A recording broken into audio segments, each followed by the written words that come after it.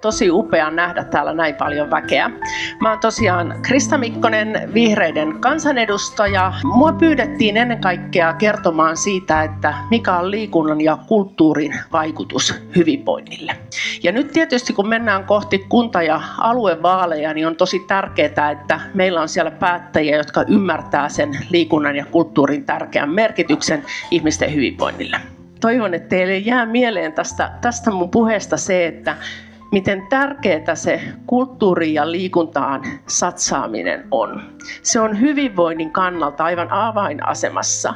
Ja se, että meillä on hyvinvoivat ihmiset, niin se tietysti heijastuu monella tavalla myös sitten vaikka sinne sosiaali- ja terveyspuolen muihin kuluihin, joiden kasvun kanssa me ollaan nyt yhteiskunnassa aika suuressa haasteessa.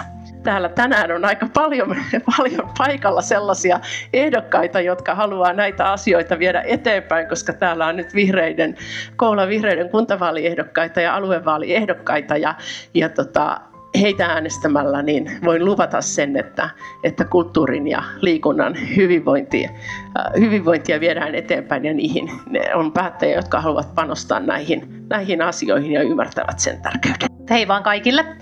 Mä oon Kaisa Spies, kaupunginvaltuutettu, ja lupasin vetää tässä meidän tämmöisen ehdokaskeskustelun. Seppälä, mikä olen ehdolla siis kunta- ja aluevaaleissa. Ja tämä aika tarvitsee vihreitä arvoja, tämä tarvitsee välittämistä ja ihmisten tasa-arvoista huomioon ottamista. Me on Arto Käki, me on tuosta Elimäeltä, maanviljelijä, luomuna viljelen ja totesin, että esimerkiksi tuolta Kouvolan reuna-alueelta niin ylipäätänsä oli puolue mikä tahansa, niin ehdokkaita on todella vähän.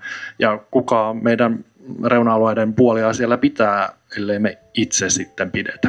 Mä oon Karoliina ja Vuorella kuljen elämässäni kutsumanimellä Eeki. Musta kuntavaalit on äärimmäisen tärkeät siksi, koska kunnallisella tasolla päätetään niin paljon niitä asioita, jotka vaikuttaa just siihen meidän jokapäiväisen elämään. Mä oon kotiutunut tänne näiden 15 vuoden aikana hirveän hyvin ja tää on minun kaupunki ja jotenkin koen velvollisuudekseni yrittää tehdä minun kaupungista paremman meille kaikille.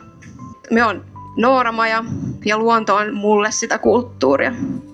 Ja toivoisin, että Kouvolassa otettaisiin jatkossa paremmin huomioon, että meillä on oikeasti tosi upeat luontokohteet täällä. Miten sä kuvaisit itseäsi? Minkälainen päätöksentekijä susta tulee? Minkälainen valtuutettu sä olit? Sitten yksi sana. Oikeudenmukainen. Aktiivinen. Neuvotteleva. Päättäväinen. Nyt on kaikilla siellä juomat käsissä, niin voidaan nostaa yhdessä malja menestyksekkäälle vaalikeväälle, hyvälle yhteistyölle, vaalivoitolle, no totta kai, hyvä, hei, vaalivoitolle.